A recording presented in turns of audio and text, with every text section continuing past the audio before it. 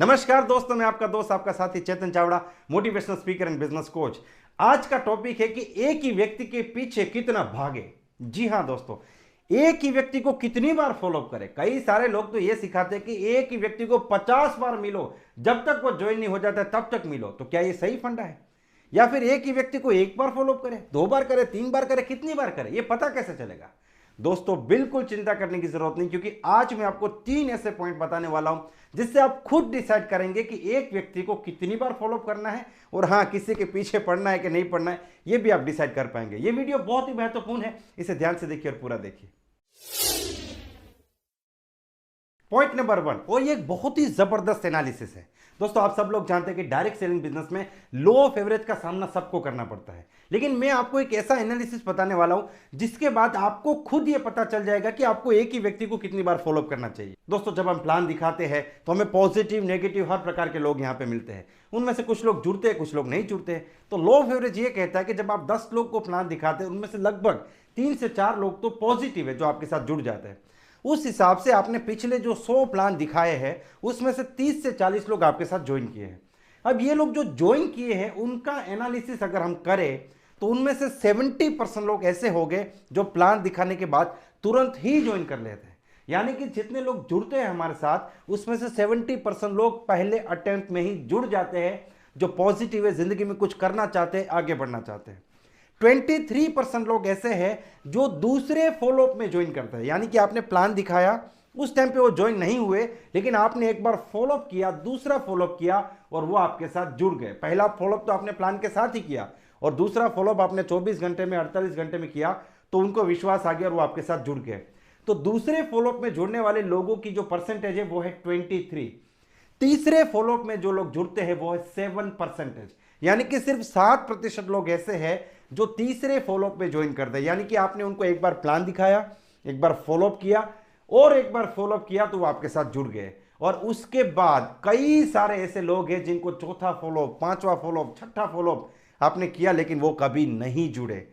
दोस्तों अब आप सोचिए आपका समय कहां पे जा रहा है। अगर आप सिंगल शॉट में 70% रिजल्ट लेके आते हैं, दूसरे फॉलोअप में 23% आपको रिजल्ट मिलता है और तीसरे फॉलोअप में आपको 7% रिजल्ट मिलता है, तो आपको डिसाइड करना है कि आपको अपना टाइम कहां पे देना है।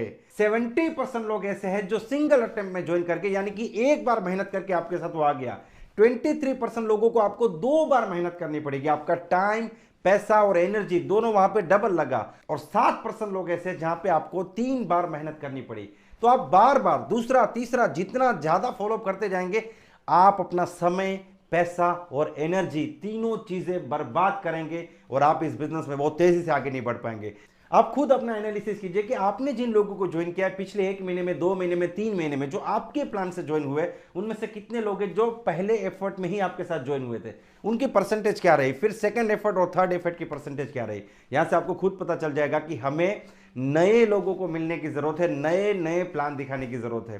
पागल है वो लोग जो आपको कहते हैं कि एक ही आदमी को 50 बार मिलो, वो आपको इस बिजनेस में फेल करके रहेंगे। आप खुद सोचिए, ऐसी गलती करने की जरूरत नहीं है। हिंदुस्तान लोगों का देश है, 140 करोड़ की आबादी है और ऐसे लोगों की कमी नहीं है जिनको जिंदगी में आगे बढ़ना है। तो हमें नए नए लोगों को मिलने की जरूरत है जिससे कि हम तेजी से लोगों को अपने बिजनेस में लाए और अपनी टीम को बड़ा करें।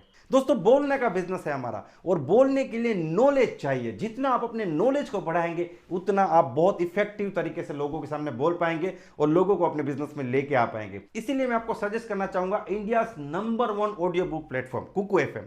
दोस्तों ये एक ऐसी एप्लीकेशन है जहां पे आप ऑडियो बुक्स को डाउनलोड करके सुन सकते हैं अपने टाइम पे, वो भी अपनी रीजनल लैंग्वेज के अंदर।